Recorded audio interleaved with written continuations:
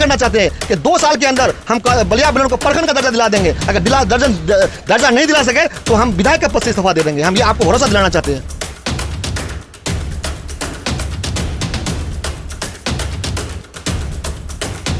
सीमांचल के तमाम विधायक कैंडिडेट की नज़रियात आपके सामने रखने की कोशिश कर रहा है और उनके मुद्दे आप तक पहुंचा रहा है। आज हमारे साथ बात करने के लिए कदवा विधानसभा प्रत्याशी डॉक्टर एम.आर. हक हैं। Doctor MR. हक साहब, सबसे पहले हमारे इस प्रेस में आपका स्वागत है। आप सीमांचल प्रेस के दर्शकों को मेरा सलाम नमस्कार। आपसे हम जानेंगे कि आप इस विधानसभा इलेक्शन में क्यों फाइट कर रहे हैं। देखिए, आज जो कदवा विधानसभा है, कदवा विधानसभा बिहार का सबसे पिछड़ा विधानसभा है। इसकी बदहाली और इसके विकास का एजेंडा को लेकर के हम मैदान में उतरे हैं और हमारा एक सपना है कि कदवा विधानसभा मॉडल विधानसभा बने। चाहे वो शिक्षा का मामला, शिक्षा के क्षेत्र में, स्वास्थ्य के क्षेत्र में, आप रोजगार के क्षेत्र में पलायन को रोकने के लिए सारा मॉडल पे हम काम करना चाहते हैं और इसको लेकर के हम काम करेंगे। ये मेरा सपना है। आप पलायन को रोकने के लिए क्या एक्शन प्लान तैयार कर चुके हैं? देखिए, पलायन को रोकने के लिए सबसे बड़ा एक्शन प्लान है कि रोजगार पे हमें फोकस करना पड़ेगा। आज कदवा विधानसभा में एक भी फैक्ट्री, कल कारखाना नहीं है, जिसके कारण जो है हमारे जो यहाँ पर जो भी हमारे लोग हैं उनको पलायन करना पड़ता है, क्योंकि यहाँ काम धंधा नहीं है। तो यहाँ पर जो हमारा यहाँ पर जो फसल है, जैसे कि मक्का है, आपका गेहूँ है, जूट है, जो उस आधारित अगर यहाँ पे अगर फैक्ट्री लग जाए तो उससे हमारा जो है यहाँ के लोगों को रोजगार मिलेगा और बहुत हद तक जो पलायन रुक सकता है। जी, शिक्षा की बात की आप। शिक्षा में खास करके कदवा विधानसभा 50.8 है, यानी कि 60 भी नहीं है, और इस हिसाब से कदवा विधानसभा एजुकेशन में बहुत पिछड़ा है। यहाँ किन कमियों को आप पाते हैं जिसकी वजह से शिक्षा दर नहीं बढ़ सका? देखिए, सरकार का ये एजेंडा है कि बच्चों को तालीम नहीं दी जाती है, क्वालिटी ऑफ एजुकेशन नहीं दी जाती। इसका एजेंडा है कि इनको सिर्फ साक्षर बनाओ, लिखना पढ़ना सिखा दो। इसलिए क्वालिटी ऑफ एजुकेशन पर जोर देना होगा। आज देखिए कि पूरे कदवा विधानसभा में एक भी डिग्री कॉलेज नहीं है। 10+2 करने के बाद हमारी बच्चियां, गरीब के बच्चे, किसान के बच्चे, मजदूर के बच्चे, अगर वो 10+2 कर लिया तो वो ग्रेजुएट बनना चाह रहा है तो कहाँ जाएगा? इसलिए मैंने अपना विजन में दिया है, मैंने विजन डॉक्यूमेंट्स में दिया है कि अगर हम जीतते हैं, अगर जनता का साथ रहता है हमारा, तो सबसे पहले हम एक डिग्री कॉलेज यहाँ पर का निर्माण करवाएंगे ताकि लोग यहाँ से बच्चे हमारे ग्रेजुएट बन सके। कदवा विधानसभा का 12 पंचायत हमेशा बाढ़ की चपेट से अपनी तबाही का आंसू रोता है, इसके लिए आप क्या कहेंगे? देखिए, आपने बहुत अच्छा सवाल किया।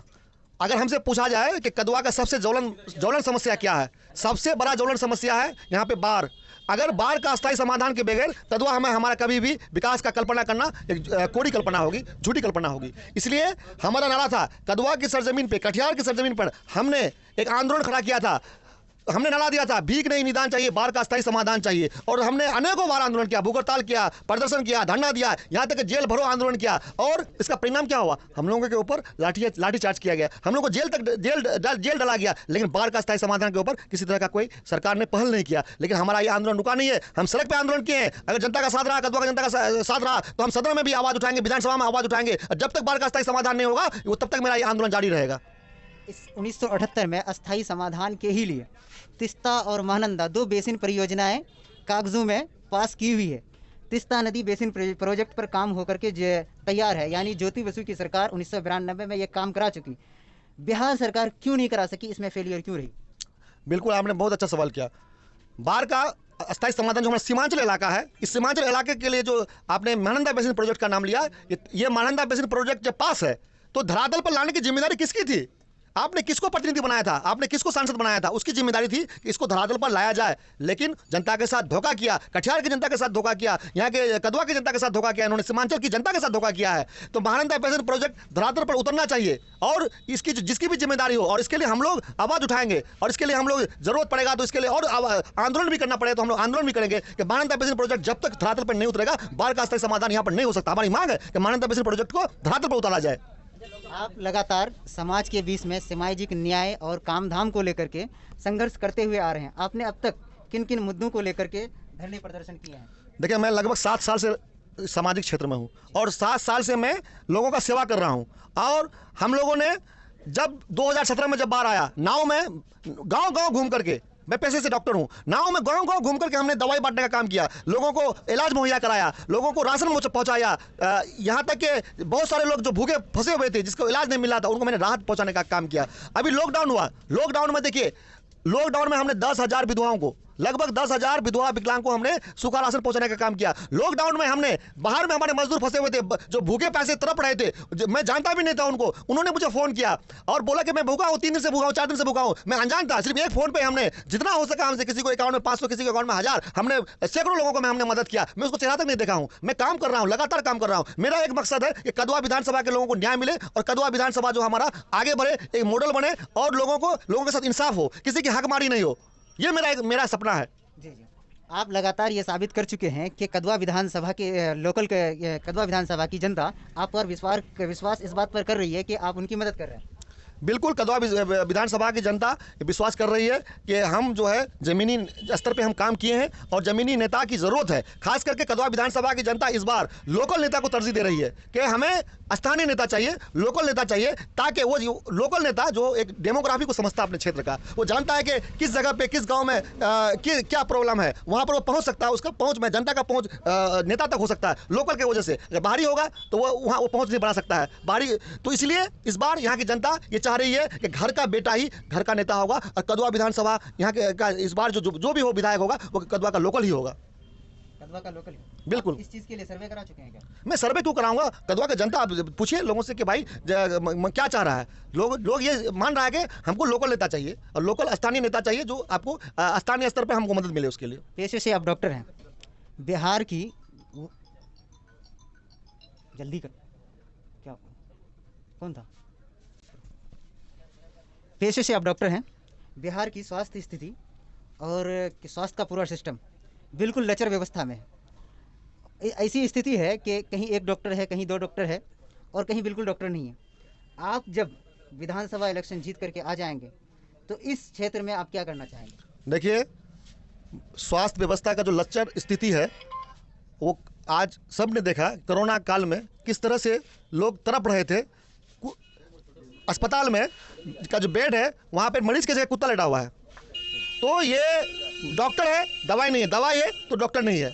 आज पप्पू यादव जी जो पीडीए की सरकार संयोजक हैं, उन्होंने एफिडेविट दे रखा है कोर्ट में कि मैं 3 साल के अंदर बिहार में हेल्थ का इंफ्रास्ट्रक्चर को टॉप मोस्ट मॉडल में बनाऊंगा, उसको ऐसा हेल्थ इंफ्रास्ट्रक्चर बनाऊंगा ताकि ग्रामीण स्तर में भी लोगों को दवाई मिल सके, इलाज मिल सके और ग्रामीण स्तर में भी ऐसा अस्पताल खोलूंगा जो जहाँ लोगों को 24 अगर सर्विस की जरूरत हो, प्रसव की भी जरूरत हो, डिलीवरी कराने की जरूरत हो, तो वहाँ महिलाओं को प्रसव के लिए डिलीवरी का सुविधा उपलब्ध हो। उसको ऐसा अस्पताल बनाया जाए जहाँ पर एक प्रखंड स्तर पर ऐसा अस्पताल बनाया जाए जहाँ एचबी से लेकर के सीटी स्कैन MRI तक हो। वो ऐसा इंफ्रास्ट्रक्चर के लिए कोर्ट में एफिडेविट दे चुके हैं। तो वो चाहते हैं कि बिहार में एक टॉप मोस्ट मॉडल हो हेल्थ का।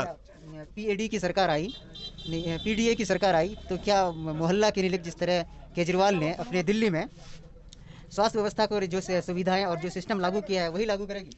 बिल्कुल, पप्पू यादव जी ने कह दिया है कि बिहार में हम 3 साल के अंदर अगर बिहार को तरक्की के रास्ते में नहीं ला देंगे तो हम अपने पद से इस्तीफा दे देंगे। ये इन्होंने एफिडेविट दे रखा है कोर्ट में। आप इनका जो मनोभावना को समझ सकते हैं।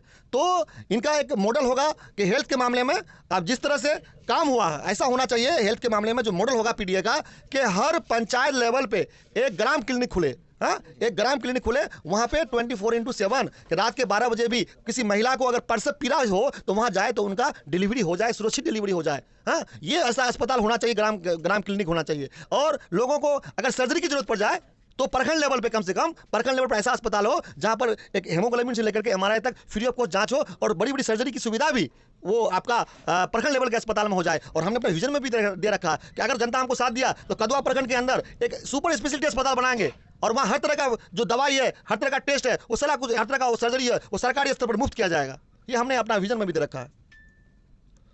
आपके जरिए अपने विधानसभा के लोगों से क्या पैगाम देना चाहेंगे? देखिए, सीमांचल प्रदेश के जनता हम लोगों से ये कहना चाहते हैं कि आप हम लगातार संघर्ष कर रहे हैं, 7 साल 8 साल से ज़मीनी स्तर पर संघर्ष कर रहे हैं और हम ईमानदारी से लड़ाई लड़ रहे हैं और हम चाहते हैं कि हमारा कदवा विधानसभा एक मॉडल विधानसभा बने। हमने कह रखा है कि 12 पंचायत आप जाके देखिए कि 12 पंचायत जो महानंदा के उस पार है पूर्वी क्षेत्र, वहाँ पर आज तक कदवा मतलब जो बलिया बलौन को प्रखंड का दर्जा आज तक नहीं दिया गया। हम यहाँ की जनता से आपके प्रेस के माध्यम से अदा करना चाहते हैं कि 2 साल के अंदर हम बलिया बलौन को प्रखंड का दर्जा दिला देंगे। अगर दर्जा नहीं दिला सके तो हम विधायक का पद से इस्तीफा दे देंगे। हम ये आपको भरोसा दिलाना चाहते हैं।